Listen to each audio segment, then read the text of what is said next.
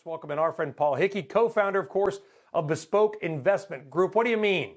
It's a company that had a market cap of like $200 million a couple of months ago, Paul. And I think yesterday you point out, or today, it was briefly the biggest company on the Russell 2000. Yeah, so I mean, with every elaborate story, there's a kernel of truth to it. And I think, so what you had with GameStop is its business, its existing business is in a lot of trouble, but they had a couple of catalysts last year, the upgrade of the consoles with PlayStation and Xbox. Then you had later in the year the reopening trade and helping brick and mortar retailers. That provided a catalyst for the stock.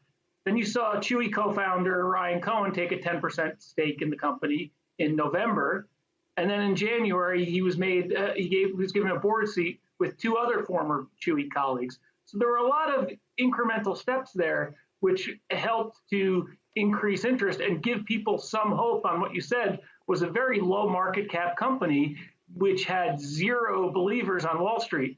I mean, GameStop had a... Well, not zero. Paul, by the way, Paul, not zero. This is amazing. A lot of people may not realize this. Dr. Michael Burry, yes, the same guy played by Christian Bale in The Big Short, right, out in California.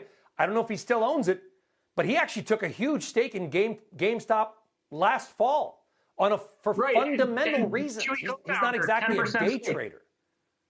Right. So you had this, and what's sort of mind-boggling in hindsight is that GameStop had a short interest as a percentage of float of more than 100% for over a year since late 2019. The stock got down to about $3 last spring, and it still had that high level of short interest. In fact, it went higher. So it was such a crowded trade, and you would have just thought that there would have been some thinking about, okay, what could go wrong here? More than 100% of the float is sold short.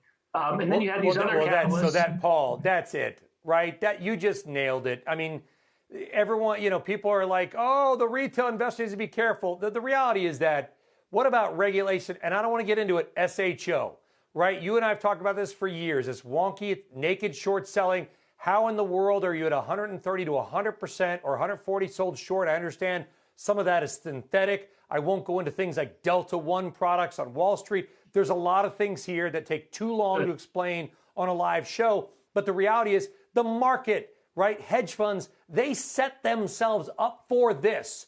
The market allowed something it should not have allowed.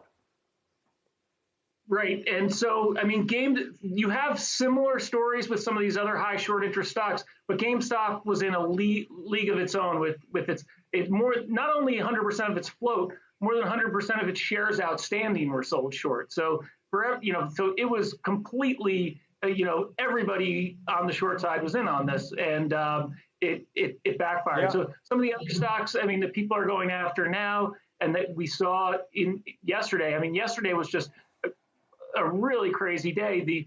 In the Russell 3000, the two deciles of most shorted stocks, so the 600 most shorted stocks, were up yesterday, and all other sections of the Russell 3000 were down. So, it was really, and then today we're seeing the opposite happen now because people can't buy these stocks. What a weird day.